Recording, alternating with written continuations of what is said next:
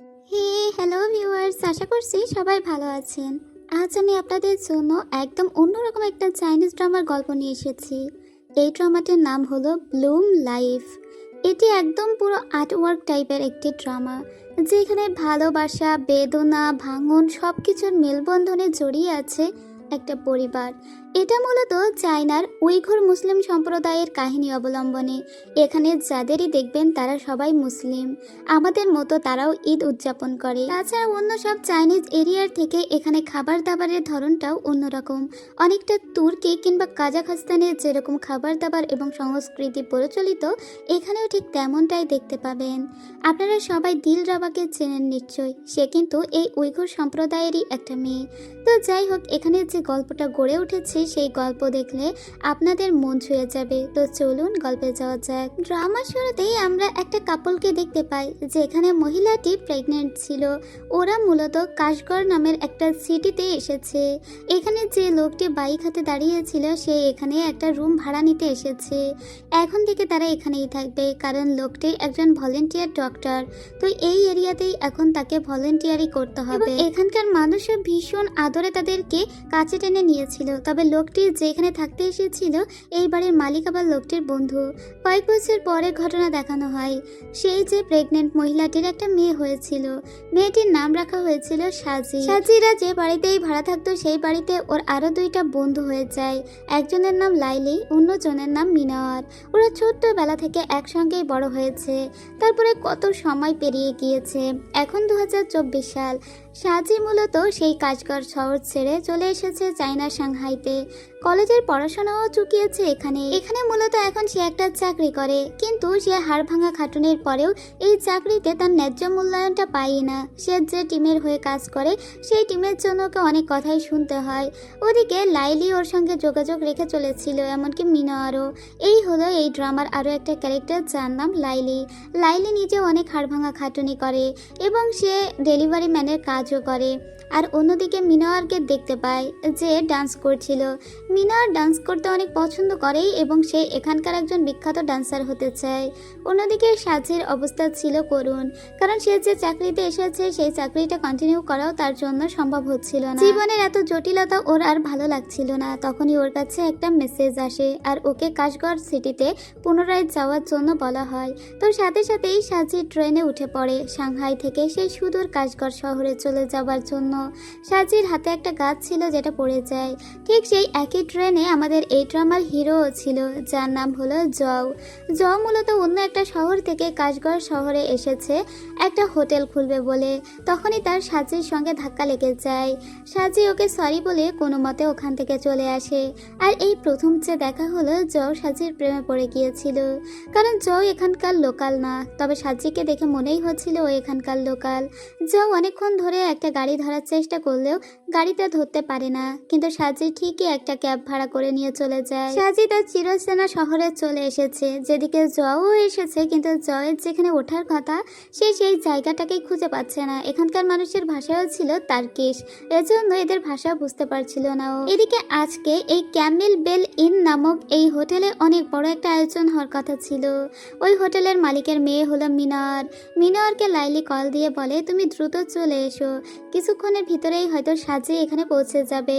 মিনার ওর ফিয়ান্সির সঙ্গে দেখা করতে এসেছিল। বাড়ি থেকেই মিনারের বিয়েটা ঠিক করে ফেলা হয়েছে। যাই হোক, তার সঙ্গে দেখা করে মিনার বাড়ির দিকে আসতে লাগে।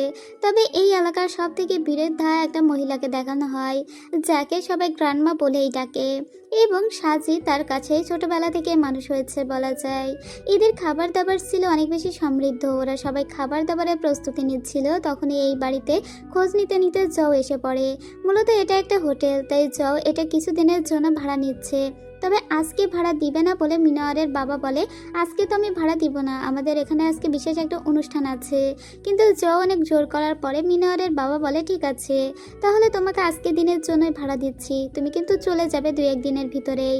জও বলে, আচ্ছা ঠিক আছে, আপনাকে অনেক ধন্যবাদ। কিছুক্ষণ পরে মিনারও বাড়িতে চলে আসে। যেহেতু ওদের বাড়িতে আজকে অনেক বড় একটা আয়োজন হচ্ছিল, তাই ওরা সবাই মিলে এটাকে এনজয় করছিল। যদিও সাজির মনটা খুবই খারাপ ছিল। আসলে সাজি যে আজকে এখানে ফিরে এসেছে তার পিছনে অনেক বড় একটা কারণ আছে, যা একটু পরেই জানতে পারবেন। তো তো সবাই যখন খাওয়া দাওয়া এটা ওটা নিয়ে ব্যস্ত ছিল, হুট করে লাইলি বাহিরে এসে আবার এখান থেকে একটু কিছু দেখে নিয়ে ভিতরে চিৎকার করে এসে বলে, যার জন্য আমরা অপেক্ষা করছিলাম সে চলে এসেছে। তখন ওই বাড়ির সবাই বাড়ির বাইরে এসে দাঁড়িয়ে থাকে।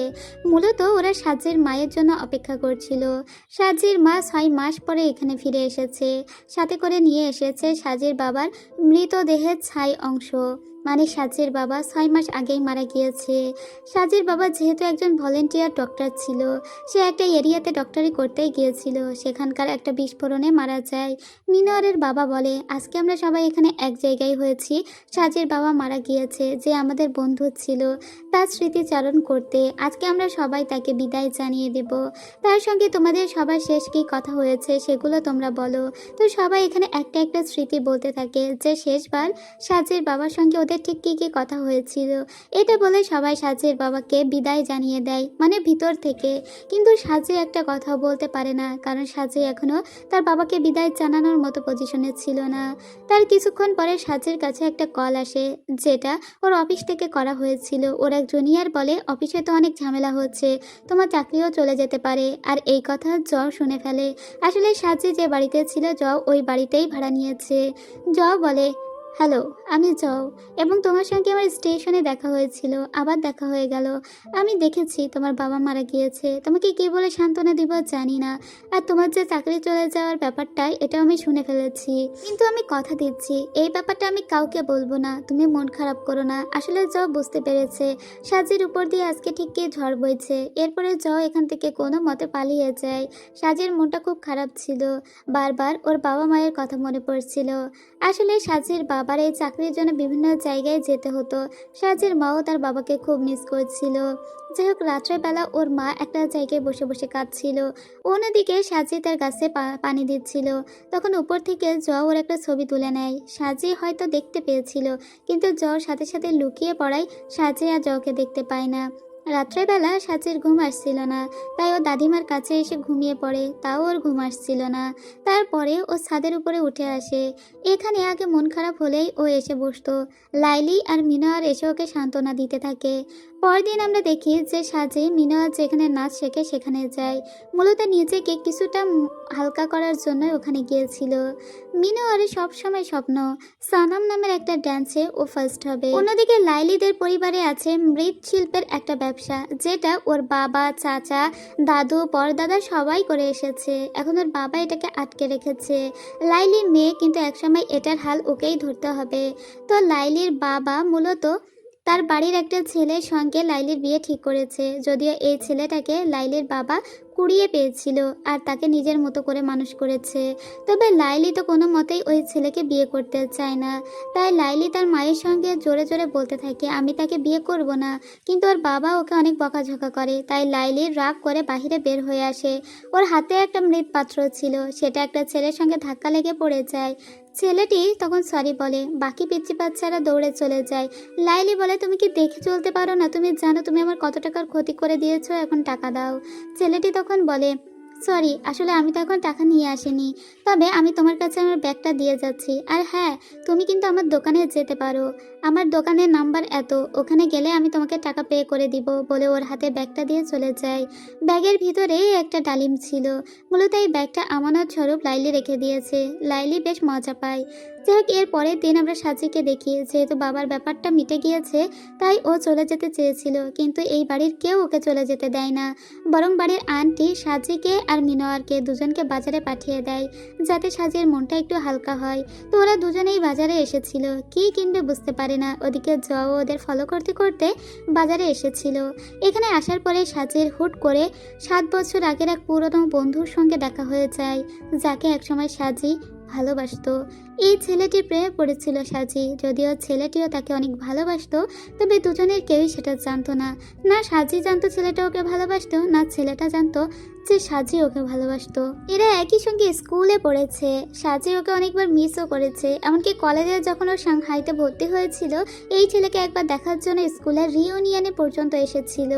যাই হোক, ওখানে আশেপাশে কোথাও একটা জও ছিল। জও ওই ছেলেটির সঙ্গে এদের দুজনে কথা বলতে দেখে একটু জেলাসি ফিল করে। যাই হোক, এই ছেলেটিকে এখান থেকে বিদায় দিয়ে চলে যায় সাজি এবং মিনার।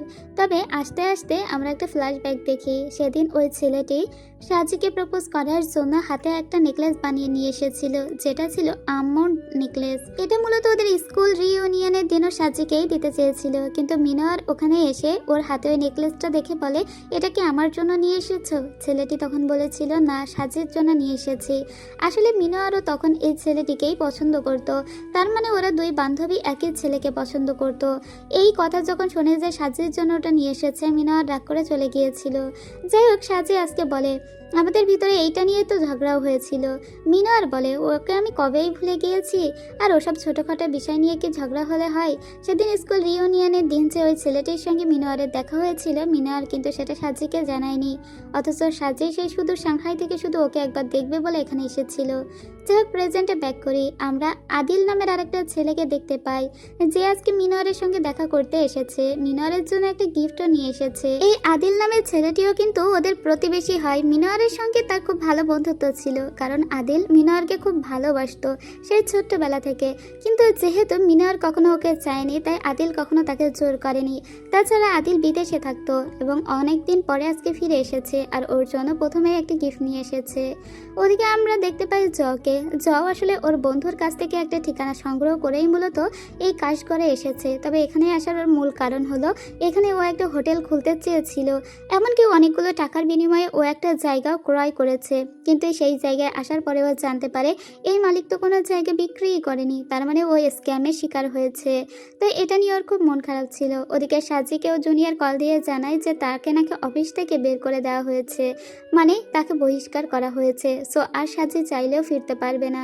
অন্যদিকে তার বন্ধুকে বারবার ট্রেস করার চেষ্টা করে, কারণ বন্ধুর কাছে এতগুলো টাকা দিয়ে ও এই কাজ করে এসেছে, এখন বন্ধুকেই পাচ্ছে না। এবার যখন ও বোঝে যে স্ক্যামের শিকার হয়েছে, তখন তোর মাথা পুরো গরম হয়ে যায়। নিজেকে কুল করার জন্য একটা ডান্স করতে থাকে। ঠিক উপরে তখন সাজি জোরে চিৎকার দিতে লাগে, কারণ আজকে ও পুরোপুরিভাবেই ওর চাকরিটা হারিয়ে ফেলেছে। নিজ থেকে এটা দেখে বলে, তুমি এখানে? তো সাজির এই চিৎকার শুনে ভয় পেয়েছিল এক প্রকার। তো সাজি ওকে হাই জানালে ওকে হাই জানায়। এরপরে ওরা দুজন এক জায়গায় আসে। দুজনেই রাত্রে কিছুই খায়নি বলে একসাথে খেতে থাকে। অন্যদিকে আমরা লাইলিকে দেখতে পাই। লাইলি একটা বারে এসেছিল, যেখানে এসেও দেখতে পাই জুন গান গাইছে এবং ওর খুব ভালো লাগে জুনের এই গানটা। অন্যদিকে মিনোয়ারকে দেখতে পাই। মিনোয়ারের বিয়ে ঠিক হয়েছিল, খুব দ্রুতই ওর বিয়ে হবে, তাই আজকে ও ট্রায়াল দিচ্ছিল বিয়ের দিন যেটা পড়বে সেটা নিয়ে। সাদিক নামের এই ছেলেটির সঙ্গে ওর বিয়ে ঠিক হয়েছে। বিয়ে তোড়জোড় শুরু হয়ে গিয়েছিল। এখন তো ওদের ওখানে সাজ ড্রপ ছিল। যাই হোক, সেদিন মিনোয়ার আবার আদিলের সঙ্গে দেখা করতে আসে। আদিল সেদিন যে ওকে গিফটটা দিয়েছিল সেটা মিনোয়ার ফেরত দিতে এসেছে। মিনোয়ার ওকে বলে, আমার বিয়ে হয়ে যাচ্ছে, আর আমাদের ধর্মেই আছে যে আমি শুধুমাত্র আমার স্বামী এবং আমার বাবার কাছ থেকে ছাড়া আর কারো কাছ থেকে গোল্ড নিতে পারবো না। তুমি আমার জন্য কেন এই গোল্ডের গহনা নিয়ে এসেছো? এটা বরং তুমি তোমার কাছে রেখে দাও। তুমি যখন বিয়ে করবে তখন তোমার স্ত্রীকে এটা দিও। যেহেতু আমাদের আর কোনো কিছু হচ্ছে না, তাই আজকে থেকে আমি তোমার কাছ থেকে বিদায় নিলাম বলে চলে আসে। যাই হোক, বিয়ের অনুষ্ঠান শুরু হয়ে যায় এবং ওরা তিন বান্ধবী এক জায়গায় হয়। মিনা তখন বলে, আগামী কালকেই আমার বিয়ে হয়ে যাবে, আজ রাতেই আমি চলে যেতে চাই। আমি যেতে চাই পাহাড়ে আগামী কালকে সানরাইজ দেখার জন্য। কিন্তু ও তখন ড্রাঙ্ক অবস্থায় ছিল। সাজি এবং লাইলি ওকে পাঠিয়ে দেয় আদিলের কাছে। তো আদিল তখন মিনারকে নিয়ে একটা পাহাড়ের কোলে চলে আসে, যেখান থেকে সুন্দর সোনালি একটা সানরাইজ দেখা যায়। যদিও মিনার বারবার চাইছিল ফিরে যেতে, কিন্তু আদিল বলে একটা দিনই তো। এরপরে আদিল ওকে সানরাইজ দেখিয়ে যখন ফেরত নিয়ে আসে, তখন মিনার ওকে বলে, হয়তোবা আমাদের এইভাবে আর কখনো ঘোরা হবে না, তাই ওর কাছ থেকে একটা ফর্মালি বাই জানাচ্ছিল। কিন্তু আদিল তখন বলে, আমি বারবার আমার ডিগনিটিকে খরণ করে তোমার কাছে এসেছি, যখন ডেকেছ তখন এসেছি, তবে এখন আর আমি তুমি ডাকলেও আসবো না। আমি নিজের কিছু আত্মমর্যাদা বাঁচিয়ে রাখতে চাই। তোমার বিয়ের জন্য শুভকামনা। এটা বলে হাসতে হাসতে পরে আবার মন খারাপ করে মিনারের থেকে বিদায় নিয়ে চলে যায়। মিনারেরও মন খারাপ হয়েছিল। এদিকে জকে দেখতে পায়। যেহেতু একটা বড় বড়সড় স্ক্যামের শিকার হয়েছে, তাই এখন যে বাড়িতে ও ছিল সেই বাড়ির আঙ্কেলকে কনভিন্স করার চেষ্টা করেছিল যাতে আঙ্কেল তার কাছে কিছু একটা বিক্রি করে, যে জায়গায় সে একটা হোটেল খুলতে পারবে। কিন্তু না, আঙ্কেল তো রাজি হয় না। সাজি তখন বলে, তোমার কি মনে হয় আঙ্কেল এত সহজে তার ক্যামেল বেল ইনে তোমাকে ঢুকতে দিবে? কখনোই না। সে তো কোনো জায়গা তোমার কাছে সেল করবে বলে মনে হয় না। যাও তখন বলে, তুমি কি মজা করছো নাকি? আমার কতগুলো টাকা গিয়েছে, এখন যদি আমি একটা হোটেল না খুলতে পারি। সেদিন আমরা আবার মিনারের মাকে দেখতে পাই। মিনারের আগামীকালকে বিয়ে, তাই ওর মা এসে ওর সঙ্গে অনেক ছোটবেলার গল্প করছিল। যাই হোক, পরের দিনের দৃশ্য দেখানো হয়। ওখানকার কালচার এবং রীতিনীতি অনুযায়ী ওদের দুজনের বিয়ে হয়ে যায়, যদিও মিনারের শাশুড়ি এবং ননদ ছিল খুবই কুটনি টাইপের। তো মিনার যখন বিয়ে করে যাচ্ছিল তখন রাস্তায় দাঁড়িয়ে ছিল আদিল। আদিল মূলত তার পুনরায় কাজে চলে যাচ্ছে অন্য কোনো শহরে বা অন্য কোনো দেশে। চোখের সামনে দিয়েই ভালোবাসার মানুষটিকে এভাবে বউ সেজে অন্যর ঘরে যেতে দেখে আদিল। কিন্তু কি আর করা যাবে, এটাই ভাগ্যের লিখন, সেটা তো আর খণ্ডানো যায় না। এদিকে মিনারের শ্বশুর বাড়িতে আসার পরেও ভালো একটা বড় অনুষ্ঠান হচ্ছিল, কিন্তু এখানে মিনারের শাশুড়ি এবং ননদের আচরণ খুব একটা ভালো লাগে না কারোর। সাজি আর লাইলির তো মোটে এটা নিয়ে ভালোই লাগে না। তখন ওরা উপরে ডেকে নিয়ে আসে মিনারকে। মিনার বলে, তো কি আর করব, বিয়ে তো হয়েই গিয়েছে, এখন এগুলো ওকে হাসি মুখে মেনে নিতে হবে। সাজির মা তখন উপরে আসে আর বলে, তোমাদের যদি কখনো কোনো ঝামেলা হয় তাহলে সেটা তোমরা আমাকে আগে জানাবে। তো সিন কাট হয়, আমরা আবার লাইলিকে দেখতে পাই। লাইলি বাবার বিজনেস শেখার চেষ্টা করেছিল, যদিও ওর বাবা ও মেয়ে বলে ওকে শেখায় না, তাই ওর মন খারাপ হয়। এদিকে মিনার পুনরায় নাচে ফিরে এসেছে, কিন্তু যতদিনও এখানে অ্যাবসেন্ট ছিল তার ভিতরে গুলশান নামের অন্য একটি মেয়ে তার জায়গা দখল করে নিয়েছে। অন্যদিকে সাজে নিজের কিছু বইপত্র এবং আঁকিবুকির নোটগুলো একটা জায়গা থেকে সংগ্রহ করে আরেক জায়গায় নিয়ে যাওয়ার জন্য জয়ের সাহায্য চেয়েছিল। তো এখানে ওর কিছু নোটপত্র পড়ে যায়। জয় যেগুলো দেখে বুঝতে পারে যে সাজে আসলে আর্কিটেকচারে পড়াশোনা করেছে এবং বিল্ডিংয়ের ডিজাইন সম্পর্কে ওর খুব ভালো আইডিয়া আছে। এই জয় ওকে বলে, তুমি এত ভালো আঁকো, কিন্তু তারপরেও চাকরি বাকরি ছেড়ে দিয়ে এখানে কেন পড়ে আছো? তুমি তো অনেক চাকরি জোগাড় করতে পারবে। সাজি বলে, তোমার কি মনে হয় এত সহজ? এমনকি আমি নিজে বিজনেস করার চেষ্টা করেও পারিনি। যে জয় বলে, ঠিক আছে, এগুলো আমি তোমাকে বইয়ে দিতে হেল্প করছি, কিন্তু সাজি বলে যে একা এগুলো নিয়ে যাবে। জয় বলে, তুমি পারবে না, তাই ওকে পিছন থেকে ঠেলতে থাকে। যদিও সাজি এটা জানতো না যে জয় ওকে পিছন থেকে ঠেলছে। পরে যখন একটু পাহাড়ি বা খাড়া রাস্তায় ওরা উঠছিল তখন তো দুজনেই হিমশিম খেয়ে যায়। পরে সাজিকে জয় বলে, আমি এখানে এসেছি মূলত ব্যবসা করতে, তো আমি এখানে একটা হোটেল খোলার চেষ্টা করেছি, কিন্তু আমার তো ভালো আর্কিটেক্ট সম্পর্কে জানা নেই। তো তুমি তো আর্কিটেক্ট পড়াশোনা করেছো, তুমি কি আমাকে হেল্প করবে? আমি তোমাকে জব অফার দিচ্ছি, যা ইনভেস্ট করার আমি করব, কিন্তু তুমি সমস্ত প্ল্যানিং দেবে, যে বিল্ডিংটা কিভাবে সাজালে এখানকার মানুষের কাছে আকর্ষণীয় হয়, কারণ প্রতি বছর এখানে অনেক দর্শনার্থী আছে। যাই হোক, রাত্রের বেলা শুয়ে শুয়ে সাজে এগুলো চিন্তা করতে থাকে। তারপরে ও একটা মেসেজ পাঠায় জয়কে এবং দুজনেই ছাদে এসে এটা নিয়ে কথা বলে। যদিও সাজি এখনো পর্যন্ত নিজের মনকে প্রস্তুত করেনি যে সে কি করবে। সেদিন জয়ের সঙ্গে ও দেখছিল যে ওর কতটা ম্যাচ করে, মানে হুট করে এটা হয়ে গিয়েছিল একটা ম্যাচিং অ্যাপে, তো ওদের তো 100%ই ম্যাচ করে। যাই হোক, সেদিন আবার জয়ের কাছে একটা কল আসে, যে কলে কেউ একটা বলেছিল যে ওয়াংয়ের খোঁজ পাওয়া গিয়েছে, মানে ওর যে বন্ধু টাকা মেরে দিয়েছে সেই বন্ধুর। তো ওয়াং যেখানে আছে সেই জায়গার নাম ঠিকানাও দিয়ে দেয়। জয় তখন সাজিকে নিয়ে সেই জায়গায় যাওয়ার উদ্দেশ্যে বেরিয়ে পড়ে। যেহেতু এতদিন থাকার কারণে ওদের দুজনের ভিতরে ভালো বন্ধুত্ব হয়ে গিয়েছে। ওরা তো কোনো গাড়ি পাচ্ছিল না, অবশেষে একটা গাড়ি পেয়ে যায়। তবে ওরা যাচ্ছে আরও একটা পাহাড়ি এলাকায়, যেখানকার সংস্কৃতি আরও এখানকার থেকে আলাদা। কিন্তু এই পাহাড়, মাঠ, নদী সমস্ত কিছুর মিশেলে ওরা এত বেশি আবেগ আপ্লুত হয়ে পড়েছিল যে দুজনেই ঘাসের উপরে শুয়ে পড়ে। জীবনটাকে বেশ সুন্দর মনে হচ্ছিল ওদের। জাগতিক কোলাহল থেকে অনেক দূরে চলে এসেছে দুজন এতটাই বিমোহিত হয়ে গিয়েছিল যে কিছুক্ষণ সময়ের জন্য চোখ বন্ধ করে ঘুমিয়েই পড়েছিল। এরপরে উঠে আবার হাঁটতে হাঁটতে ওরা একটা গ্রামে চলে আসে। এখানে অঙ্গের কথা জিজ্ঞেস করা হলে কেউই তো ভালোভাবে খোঁজ দিতে পারে না ওদের। তো অঙ্কে খোঁজার জন্য ওরা আরেক জায়গায় যাবে। তখন একটা মহিলা ওদেরকে একটা বিয়ের অনুষ্ঠানে নিয়ে আসে। এখানকার ট্রাইবের এটা একটা আলাদা সংস্কৃতি। বিয়ের অনুষ্ঠানে তারা এভাবেই নাচ গান করে, এভাবেই আনন্দ করে। এই জিনিসটা খুব ভালো লাগে সাজি এবং জয়ের। তো সাজি বলে, তুমি তো তোমার বন্ধুর খোঁজই পেলে না, তোমার মন খারাপ হচ্ছে না? জয় তখন বলে, এই জায়গায় এসে আমি যতটা সৌন্দর্য অনুভব করেছি তা আমাকে বিমোহিত করেছে, তাই এটা আমার জন্য উইন উইন সিচুয়েশন। আমি যদি আমার বন্ধুকে খুঁজে নাও পাই তারপরেও আমার কোনো আফসোস নেই। আসলে এই জায়গাটা ওর এতটাই ভালো লেগেছে এবং হৃদয়কে নাড়িয়ে দিয়েছে যে আজকে ও যে কাজে এসেছিল সেটা যদি হাসিল নাও হয় তারপরে ওর কোনো রিগ্রেট থাকবে না। জও আসলে জীবনকে উপভোগ করতে ভালোবাসে। যাই হোক, সেদিন রাত্রেবেলা ওদেরকে এখানেই থাকতে হচ্ছিল এবং ছোট্ট একটা রুমের ভিতরে দুটো আলাদা আলাদা কম্বল দেওয়া হয়েছিল ওদের থাকার জন্য। তবে মাত্র একজন করে এখানে ঘুমাতে পারবে। তো জও একটু ক্লান্ত ছিল বিধায় ও প্রথমেই শুয়ে পড়তে যাচ্ছিল, কিন্তু হুট করে ও সাজির দিকে তাকিয়ে আবার উঠে বসে বলে, উফ, আমি তো একটু ক্লান্ত হয়ে গিয়েছিলাম এর জন্য। আগে তুমি ঘুমিয়ে নাও, তারপরে তোমার যখন ঘুম ভাঙবে তখন না হয় আমি ঘুমাবো, ততক্ষণ আমি তোমাকে পাহারা দিব, ঠিক আছে? তো তখন সাজি ঘুমিয়ে পড়ে, কিন্তু সাজির ঘুম আসছিল না। বোধহয় ও কোনো কিছু মিস করছিল, কারণ আজকে ছিল সাজির জন্মদিন। সাজি রাত্রে উঠে চলে গিয়েছে, তখন ঘুমিয়ে পড়েছে জও। কিন্তু কিছুক্ষণের ভিতরে জয়ের কাছে একটা কল আসে। কলটা দিয়েছিল লাইলি। লাইলি বলে, সাজিনা তোমার সাথে আছে, আজকে সাজির জন্মদিন, হয়তোবা ওর খুব মন খারাপ হবে, কারণ সদ্যই ওর বাবা মারা গিয়েছে। আমরা যেহেতু নেই ওর কাছে, তাই তুমিই ওকে উইশটা করবে। এরপরে ও জোরে এসে প্রথমে সাজিকে একটা উইশ করে, তবে সেখানে অনেক বাতাস থাকায় সাজি শুনতে পায় না। তাই জও সাজিকে কল দেয় আর বলে, শুভ জন্মদিন। সাজি তো আবেগ আপ্লুত হয়ে যায়। জয় এভাবে ওকে উইশ করবে, ও ভেবেছিল কেউই ওকে উইশ করবে না। এছাড়া জয় এখানে অনেক সুন্দর কিছু কথা বলে সাজিকে। জয় বলে, জীবনে প্রত্যেকটা দিনই সুন্দর। তোমার যা কিছু হারিয়েছে কোনো না কোনোভাবে দেখবে সুন্দর কিছু জিনিস তোমার জীবনে ফিরেও আসবে। জীবনে যতই হতাশ হও না, যতই ক্লান্তি আসুক না কেন, যখন মনে হবে খুব ক্লান্ত তখন ঘুমিয়ে পড়বে, যখন খেতে ইচ্ছে করবে তখন খেয়ে নিবে, যখন ঘুরতে ইচ্ছে করবে তখন ঘুরবে, জীবনকে উপভোগ করবে বলে দুজনই দুজনকে চেয়ার আপ করতে থাকে। যেহেতু অঙ্কে খুঁজে পাওয়া যায়নি, তাই ওরা পুনরায় এই গ্রাম ছেড়ে চলে যাচ্ছে এবং ওরা আবার কাশগড় সিটিতে ফিরে যাচ্ছে। তো দুজন এই সৌন্দর্য উপভোগ করতে করতে ফিরে আসে। এরপরে বাড়িতে আসার পরে ওদের বন্ধুত্বটা আরো গাঢ় হতে থাকে।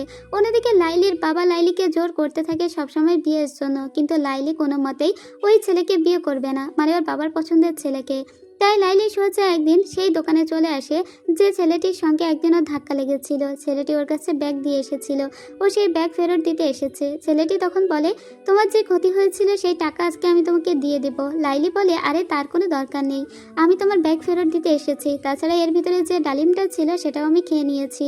তো ছেলেটির সঙ্গে বসে বসে গল্প করে। এই ছেলেটি হলো বাদ্যযন্ত্র নির্মাতা। লাইলি ছেলেটিকে বলে, আমি আজকে অন্য একটা কারণে তোমার কাছে এসেছি, আচ্ছা তোমার কি গার্লফ্রেন্ড আছে?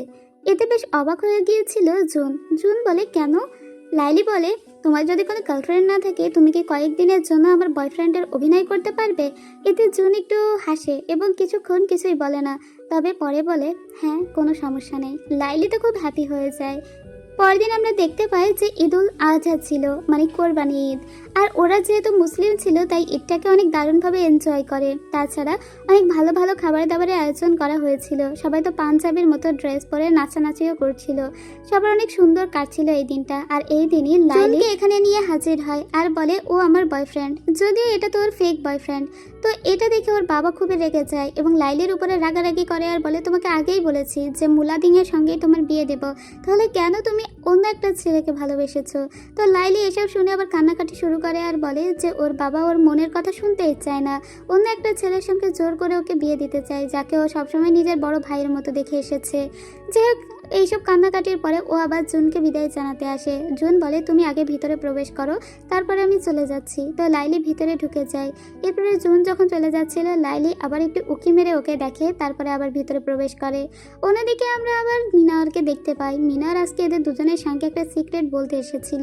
মিনার আসলে প্রেগনেন্ট হয়ে গিয়েছে, কিন্তু ও যদি এখন বাড়িতে এই কথা জানায় তাহলে ওর স্বামী হয়তো বা ওকে আর ডান্স করতে দিবে না, তাই ও আপাতত এটা গোপন রাখবে।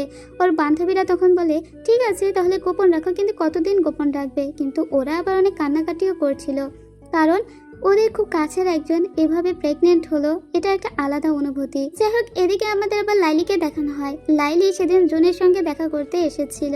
ও জুনকে বলে, আচ্ছা আমি যদি আর কয়েকটা দিন তোমাকে ফেক বয়ফ্রেন্ড বানাতে চাই, তুমি কি রাজি হবে? ও বলে, হ্যাঁ অবশ্যই।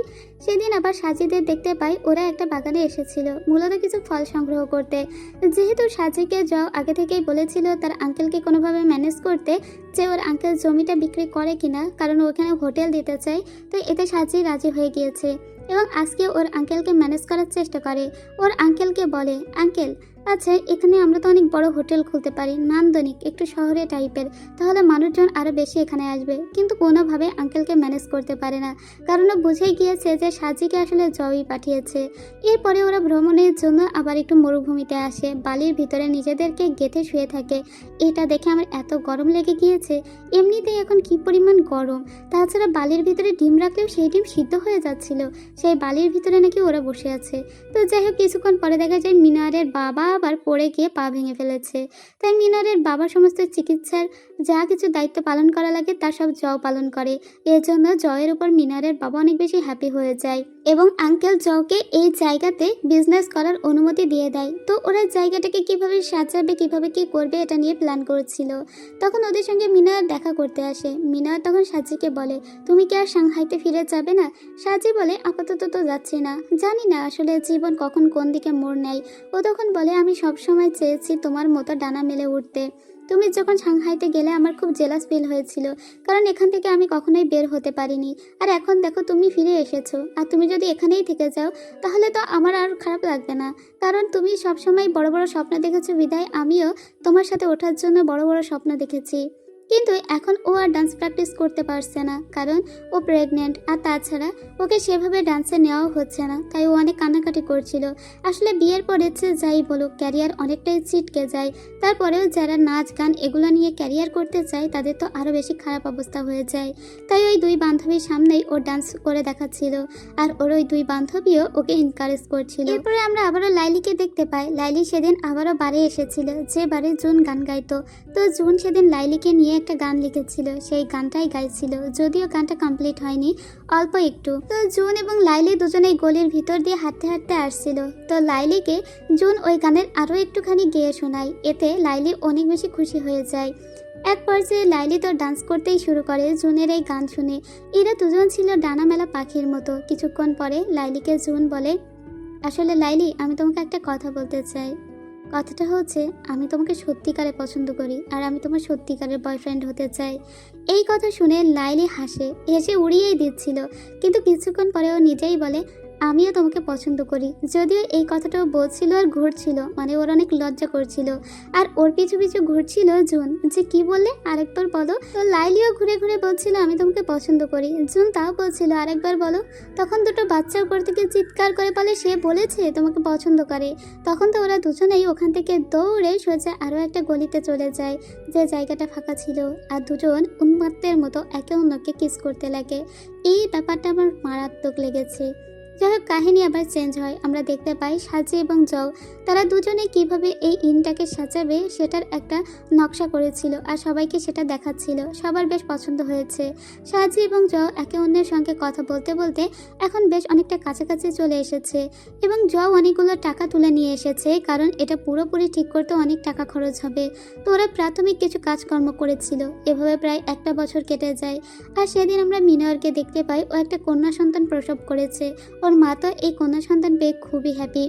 ও শাশুড়ি এবং ননদকে দেখতে পায়, যারা তো একটু কুটনি মার্কা ছিলই, এবং মিনারকে খুব একটা দেখতেও পারতো না। যাই হোক, মিনারের দিকে সবাই কিন্তু অনেক হ্যাপি।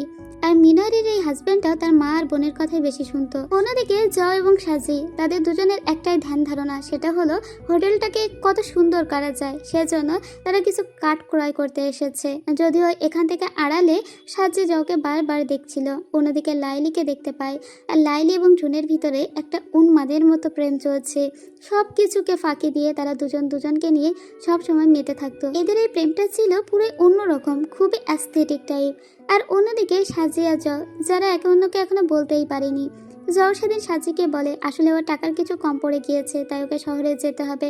ও কবে ফিরে আসবে জানে না, তবে ওর গাছে সাজিকে পানি দিতে বলে। সাজি বলে, সে তো আমি সবসময় দেই। এরপরে সিন কাট হয়। আমরা সেই গুলশান নামের মেয়েটিকে দেখতে পাই, যে মূলত মিনারের জায়গাটা দখল করে নিয়েছে। মিনার এখন আর ডান্স করে না, তবে ডান্স ক্লাবের সঙ্গে ও এখনো পর্যন্ত যুক্ত আছে। ওর স্বপ্নগুলো যেন অচিরেই ভেঙে ভেঙে যাচ্ছে। যাই হোক, এদিকে আমরা আবার লাইলিকে দেখতে পাই। লাইলির বাবা সেদিন হুট করে একটা অ্যাক্সিডেন্ট করে এবং পা ভেঙে ফেলে, সেজন্য তার বাবাকে নিয়ে হাসপাতালে যেতে হয়। অন্যদিকে লাইলিকে এখন সমস্ত কিছুর হাল ধরতে হবে। তাই মুলাদিনকে সে বলে তার বাবা যেভাবে মৃৎপাত্র তৈরি করে সেটা কিভাবে তৈরি করতে হয় ওকে শিখিয়ে দিতে, কিন্তু মুলাদিন শিখিয়ে দিতে চায় না, বরং বলে নিজের বাবার কাছ থেকেই শিখে নিও। এতে লাইলি অনেকটাই হতাশ হয়ে যায়, অনেক কান্নাকাটি করে। হুট করে সবকিছু যেন পরিবর্তন হয়ে গিয়েছে। যেহেতু লাইলি জানে এখন তার পরিবারের হাল তাকেই ধরতে হবে, তাই একদিন সে জুনের সঙ্গে দেখা করতে আসে, সুন্দর করে কথা বলে, আবার কিছু না বলে যেন একটা বিষণ্ণ মন খারাপ নিয়ে চলে যায়। জুন বুঝতে পারে যে লাইলি ওকে পুরোপুরি ছেড়ে দেওয়ার জন্যই আজকে এসেছিল।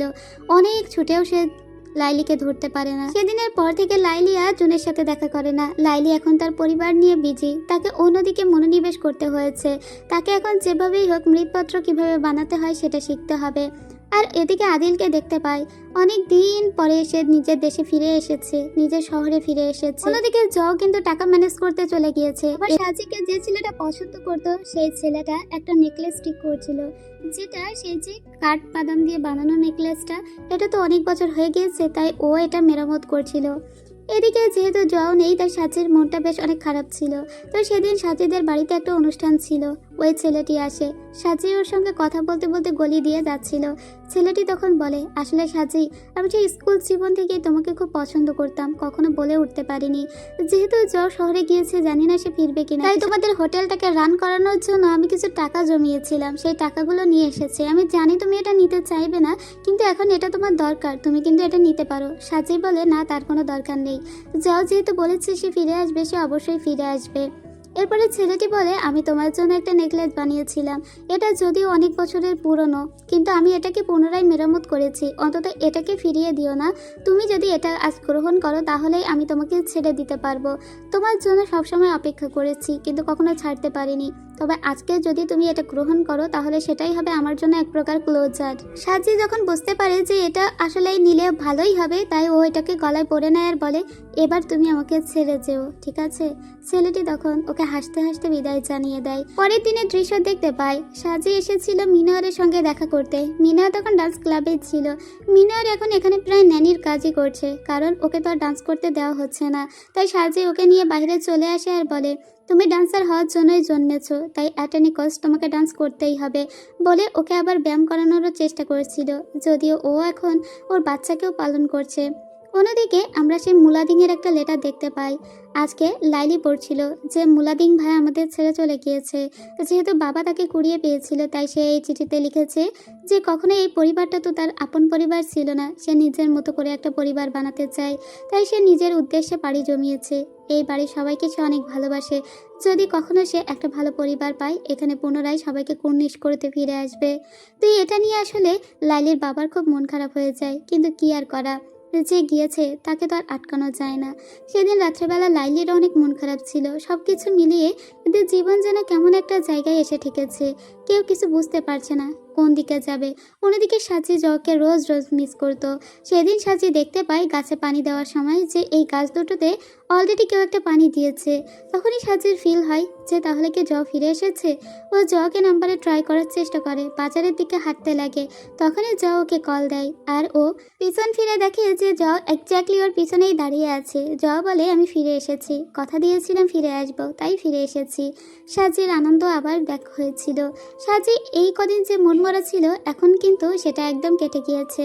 তবে এতদিন যে জ ছিল না, এই সময়ে ও জকে অনেক মিস করেছে বলে ও ফিল করেছে যে জকেও সত্যিই ভালোবাসে। জ ওর যতগুলো ছবি তুলেছিল সাজি আজকে সেগুলোই দেখছিল। পরবর্তী দৃশ্যে দেখতে পাই ওদের এই হোটেলটা ভালোভাবেই রান হচ্ছিল এবং অনেক মানুষই মাঝে মাঝে এই হোটেলে আসতো। তাছাড়া ওরা দর্শনার্থীদের বিভিন্ন জায়গায় ভ্রমণও করাতো, যেমন বিভিন্ন মরুভূমিতে নিয়ে যেত, তাদেরকে সার্ভিস দিত। তেমনই একদিন কয়েকজনকে ওরা সার্ভিস দিয়ে যখন ফিরে আসে, তখন এখানকার একজন ট্যুরিস্ট জানায় যে সে বালির ভিতরে তার ক্যামেরাটি ফেলে এসেছে। এটা শুনে জও বলে, ঠিক আছে, আমি এক্ষুনি যাচ্ছি, গিয়ে ক্যামেরাটা উদ্ধার করার চেষ্টা করছি, বলে জও এখান থেকে চলে যায়। কিন্তু রাত হয়ে যায়, এখনো জও ফিরছে না। সাজি ওকে বারবার কল দিয়ে যাচ্ছে, কিন্তু কোনোভাবেই ওকে কলে পাচ্ছে না। সাজির তখন অনেক চিন্তা হয়, তাই সাজি তার মায়ের একটা বাইক ছিল, সেই বাইকটা নিয়ে বেরিয়ে পড়ে জওকে খোঁজার জন্য। মরুভূমিতে তখন বালির ঝড় বইছিল, এজন্যই মূলত জ এখানে আটকে গিয়েছে। জ যে গাড়িতে করে এসেছিল, ওরা সেই গাড়ির ভিতরে আশ্রয় নেয়, কিন্তু এখানে বালি এতটাই উঠে গিয়েছিল যে ওদের গাড়িও বালিতে ডেবে যাচ্ছিল। এই বালির ঝড় কিন্তু অনেক বেশি ভয়ানক, এমনকি এটা মানুষের জীবন পর্যন্ত নিয়ে নিতে পারে। যাই হোক, এখানেই ওদেরকে সকাল হওয়া অবধি অপেক্ষা করতে হবে, যতক্ষণ না এই ঝড়টা থামছে। জ তখন বলে, তুমি এখানে ছুটে এসেছো, তার মানে নিশ্চয়ই তুমি আমাকে কেয়ার করো, কিন্তু সাজি কোনো কিছু বলে না।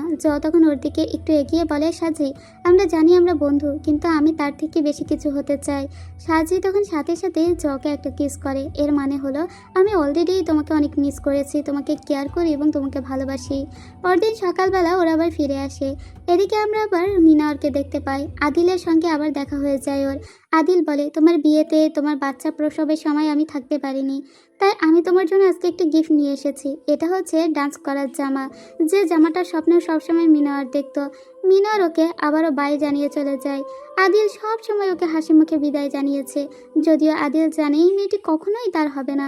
তা সত্ত্বেও ওর প্রতি ওর কত ভালোবাসা। এদিকে মিনারের হাজব্যান্ড এই দৃশ্যটা দেখে বারবার মিনারকে আক্স করতে লাগে। মিনার হেসে উত্তর দেয়, ও আমার বন্ধু, কিন্তু তারপরেও মিনারের হাজব্যান্ড অনেক বাজে ব্যবহার করতে লাগে মিনারের সঙ্গে, আর বলে বিয়ের পরে কিসের বন্ধু। এদিকে সাজিয়া যাও, তারা ছিল মুক্ত পাখির মতো।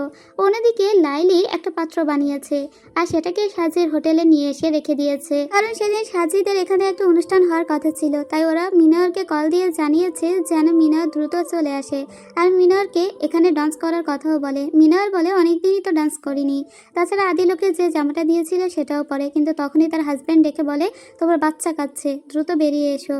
তাই ও সময় মতো এখানে চলে আসতে পারে না, সো ডান্সটাও করা হয় না। এখানে যে অনুষ্ঠানটা হচ্ছিল সেই অনুষ্ঠানটা চলমান থাকে। ও প্রায় রাত্রেবেলা এসে এখানে পৌঁছায়, যদিও ও শব্দগুলো ভেঙে যাচ্ছে চোখের সামনে, যেটা শুনে আদিলের খুবই খারাপ লাগে।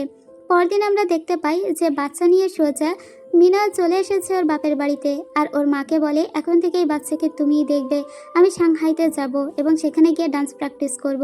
ওর মা বলে তুমি যদি তোমার স্বপ্নের পিছনে ছুটতে চাও আমরা সবাই তোমাকে সাপোর্ট করি। অন্যদিকে লাইলির বাবা এখন বেশ অনেকটাই সুস্থ হয়ে উঠেছিল। লাইলি মাঝে মাঝেই বাবার সঙ্গে বসে বসে গল্প করত। ওর বাবা ওকে বলেছিল আমি তো তোমাকে কাজ শেখাতে পারছি না, তবে আমি তোমাকে একটা গুরুর ঠিকানা দিচ্ছি, তুমি সেখানে গিয়ে কাজ শিখতে পারো। অন্যদিকে মিনার আবার তার শ্বশুরবাড়ি ফিরে এসেছিল জামা কাপড় গুছিয়ে নেওয়ার জন্য। সেদিন পুরোপুরি ওর বরকে ছেড়ে দিয়ে চলে এসেছিল, ওই সংসার ও করতে পারবে না। একদিকে মিনার যাচ্ছে ডান্স শিখতে সাংহাইতে, অন্যদিকে লাইলি যাচ্ছে মৃৎপাত্রের কাজ শিখতে কাজঘরের অন্য একটা জায়গায়, এবং ওদের দুজনকে বিদায় জানায় সাজি। যদিও সাজি কিন্তু অনেক আগেই বাইরের শহরে থাকতো, আর আজকে সেই গ্রামে পড়ে আছে, আর এই দুজন স্বপ্নের টানে ছুটে চলেছে অন্য শহরে। কিন্তু ও এদের সবাইকে খুব মিস করবে। এভাবেই জীবন কাকে কোথায় নিয়ে যায় কেউ বলতে পারে না। এরপরে যে যার মতো জায়গায় চলে যায়, যে যার মতো করে প্র্যাকটিস করতে লাগে। অনেক দিন কেটে যায়, লাইলি ফিরে আসে। এসেই ও প্রথমে জুনের সঙ্গে দেখা করতে যায়, কিন্তু জুন তখন এখানে ছিল না। জুন একটা বাদ্যযন্ত্র ওকে গিফট করেছিল অন্য লোকের মাধ্যমে, তবে লাইলি ওখানে একটা নেকলেস রেখে এসেছিল, যেটা অনেকটা ডালিম আকৃতির একটা মালা ছিল। এরপরে সিন কাট হয়, আমরা দেখতে পাই সাজি এবং জগ তারা দুজন লাইলিকে ডেকে পাঠায় তাদের হোটেলে, আর বলে হোটেলের ভিতরে যেতে। হোটেলের ভিতরে একটা জায়গা ওকে পরিষ্কার করতে বলে। লাইলি সেই জায়গাটা পরিষ্কার করতে এসে একটা গলার কণ্ঠ শুনতে পায়। মূলত সে একটা গান শুনেছিল, আর ওর আন্দাজি ছিল যে এটা জুন গাইছে। সত্যি সত্যি জুনই ভিতরে বসেছিল। ওকে সারপ্রাইজ দিতে জুন আজকে এখানে এসেছে। ও জুনের কাছে আসে, ওর তো চোখ দিয়ে পানি চলে এসেছিল। জুনের গলায় দেখে ও যে ডালিম দিয়ে মালাটা করেছিল জুনের জন্য, জুন সেটা গলায় পরে বসে আছে। এটাতে ও আরও বেশি আবেগ আপ্লুত হয়ে পড়ে। এখন যেহেতু অনেক দিন পরে ওরা সবাই এক জায়গায় হয়েছে এবং লাইলি জুনকে এখানে নিয়ে এসেছে ওকে বিয়ে করবে বলে, এই কথা সবাইকে জানানোর জন্য। তো খুব খুশির এই মুহূর্তে হুট করে ওদের দাদি খুব অসুস্থ হয়ে যায়, তাকে হাসপাতালে নেওয়া হয়। মিনার এটা জানতে পেরে সাংহাই থেকে চলে আসে। মিনার প্রচণ্ড ভয় পেয়ে গিয়েছে দাদির এই খবর শুনে। এরপরে দাদি তো এ যাত্রায় সুস্থ হয়ে যায়। তিন নাতনিকে নিয়ে সোজা চলে যায় পাহাড়ে সুন্দর একটা দিন কাটাবে বলে। তিনজনই এখানে দাদির সঙ্গে গল্প করছিল, দাদির ছোটবেলার গল্প, বিয়ে হয়ে যাওয়ার পরের গল্প, দাদার গল্প, এই সমস্ত গল্প তিনজনকে করে শোনাচ্ছিল। কত সুন্দর একটা মেলবন্ধন ওদের। ওরা তিনজন নদীর পাশে গিয়ে দাঁড়িয়ে থাকে। দাদি ওদের উদ্দেশ্যে একটা গান গায় আর একটা ফুল ছুঁড়ে দেয়। এরপরে এরা তিনজন আবারও নিজেদের চিরচেনা জায়গায় চলে এসেছিল। এখন যেহেতু মিনার একা এবং তার হাজব্যান্ড অন্য কারোর সঙ্গে ডেট করছে, সো তারা তাদের মতো করে জীবনযাপন করছে, সবাই সিঙ্গেল। তখন সাজি বলে আমি আসলে আমার স্বপ্ন খুঁজে পেয়েছি, তাই ও অন্য শহরে আবার চলে যেতে চায়। তো তারপর দিন মিনার ওদেরকে একটা পাহাড়ে নিয়ে আসে ওদেরকে ডান্স দেখানোর জন্য, আর মিনারের এই ডান্সটাই এরা দুজনে ভিডিও করছিল। এরপরে সিন কাট হয়। সাজি যখন বাড়িতে আসে তখন দেখে জও ওর জন্য কিছু খাবারের আয়োজন করেছে। সাজি তখন জকে বলে, আমি আগেই আন্দাজ করেছিলাম যে তুমি কিছু একটা সারপ্রাইজ দিতে চেয়েছো, বলো তো কি হয়েছে। জও তখন একটা টিকিট দেখিয়ে বলে, আমি জানি তুমি অন্য কোনো শহরে চলে যেতে চাও, নিজের স্বপ্নের পিছনে ছুটতে চাও, তাই টিকিটটা আমি কেটে নিয়ে এলাম। আমি তোমাকে অনেক বেশি মিস করব, কিন্তু কখনোই তোমার পিছু টান হয়ে তোমাকে আটকে রাখবো না। আমি তোমার জন্য এখানেই অপেক্ষা করব। যখন তোমার মন চাইবে তুমি সোজা এখানে চলে আসবে। সবসময় ভাববে যে আমি তোমার জন্য এখানেই অপেক্ষা করছি। আমি যেমন আমার স্বপ্ন দেখে এখানে এসেছি, তুমি নিশ্চয়ই তোমার স্বপ্নের জন্য অন্য কোথাও যাবে, আর এটা আমি খুব সহজভাবেই মেনে নিয়েছি। এটা বলার পরে সাজিতে ওকে জড়িয়ে ধরে। তারপরে জও বলে, কিন্তু বেশি দেরি করো না, আমি আবার খুব বেশি দিন তোমাকে ছাড়া থাকতে পারবো না। যতই বলো মিলিগো, কিন্তু ঠিকই তোমাকে অনেক বেশি মিস করব। সাজি তখনই ওকে একটা কিস করে, আর ওরা দুজনই দুজনকে কিস করতে লাগে। আসলে সম্পর্ক হলে ঠিক এমনই হওয়া উচিত, যেখানে ভালোবাসাও থাকবে, আবার স্বপ্নের জন্য ভালোবাসার মানুষটিকে মানুষ এগিয়েও দিতে পারবে। এভাবে শেষবার ওরা একটা ফেয়ারওয়েল পার্টির আয়োজন করে, যেখানে সবাই ডানা মেলে নাচে। সেদিন লাইলিকে রিসিভ করার জন্য জুন আসে। অন্যদিকে আদিলকে নিয়ে পাহাড়ে এসেছিল মিনা আর তার ডান্স দেখাতে। ওদিকে সাজি আর জও সেই যে স্টেশনে প্রথম দেখা হয়েছিল, সেই স্টেশনেই শেষবারের মতো দাঁড়িয়ে থাকে। মূলত এই স্টেশনেই ওদের প্রথম দেখা এবং ওদের প্রথম প্রেমের গল্পের সূচনা। তো আজকে সাজিকে বিদায় জানাতে এসেছিল জও। তখন সাজি জওকে বলে, জানো তো, আমার মাঝে মাঝে মনে হয় আমি একটা স্বপ্ন দেখছি, যে স্বপ্নের ভিতরে একটা কবি বলেছিলেন, স্মৃতিতে বেঁচে থাকা মানুষ আর জিনিসগুলো, অতীত আর ভবিষ্যৎ, গান আর নাচের সুর, রাস্তা আর ঘরবাড়ি, দিন আর রাত এবং বাস্তব আর মোহ সবকিছু একসাথে মিশে যায়, ঠিক যেন ব্লেন্ড করা দুধ চা, যার রেখে যাওয়া দীর্ঘস্থায়ী সুবাস অনুভূতিগুলোকে ভরিয়ে দেয়। আমি একবার ক্লান্ত হয়ে পড়েছিলাম এবং আমি আমার গ্রামে ফিরে এসেছিলাম শুধুমাত্র একটু ঘুমিয়ে নেওয়ার জন্য। তারপর আমি একটা উজ্জ্বল রঙিন স্বপ্ন দেখেছিলাম, যেখানে আমি উচ্চ স্বরে হেসেছিলাম, মন উজাড় করে কেঁদেছিলাম, গলা সবটুকু জোর দিয়ে গান গেয়েছিলাম, এবং তারপর আমি আপন মনে উন্মাতাল হয়ে নেচেছিলাম। যখন আমার ঘুম ভাঙলো, আমি আবার যাত্রা শুরু করলাম। এখন আর আমার কোনো ভয় নেই। বিদায় এই কাজঘর শহর, যে আমার ছোটবেলার স্মৃতিকে এতটা রাঙিয়ে দিয়েছে। ভালো থেকো আমার লাল ছোটবেলা। আর সাজির এমন সুন্দর কথার ভিতর দিয়েই শেষ হয়ে যায় ব্লুম লাইফ এই ড্রামাটির গল্প। তো কার কেমন লেগেছে এই ড্রামার গল্প? এটা কিন্তু একদম জীবনের গল্প, জীবনকে খুব কাছ থেকে দেখার গল্প, মানুষের স্বপ্নগুলোকে বাঁচিয়ে রাখার গল্প, যেখানে ভালোবাসার মানুষগুলো আরও বেশি ঢাল হয়ে দাঁড়ায়। যেখানে আপনি একটা স্বপ্ন দেখলেন, আপনার সেই স্বপ্নকে বাস্তবে পরিণত করার জন্য আপনার ভালোবাসার মানুষগুলো আপনাকে উজ্জীবিত করবে। এমন ড্রামা আমার ভীষণই ভালো লাগে।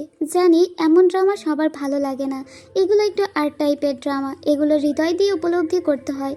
কেবলই ড্রামা নয়, এগুলো জীবনের গল্প।